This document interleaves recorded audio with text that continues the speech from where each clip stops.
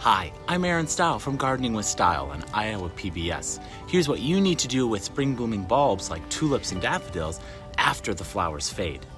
The brightly colored flowers of spring blooming bulbs are a welcome harbinger of spring. Once those flowers die, remove the spent flower stalk by cutting it off as low as you can without cutting off any of the foliage. Removing the flower stalk prevents the plant from producing a seed pod.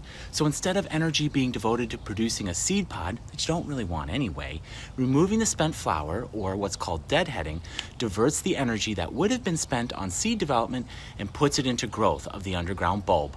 Bigger bulbs equal bigger flowers next year. Deadheading is beneficial for the large flowered spring bulbs like tulips, hyacinth, and daffodils. Plus, it makes the plants look much better.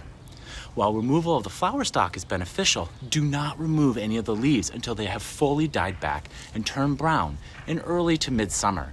Those leaves are needed to help the plant photosynthesize and produce food to grow and develop. Again, more growth means bigger bulbs, and bigger bulbs means bigger flowers next year. Also, avoid the temptation to bundle, braid, or otherwise clump together the foliage. This reduces its ability to photosynthesize and produce food.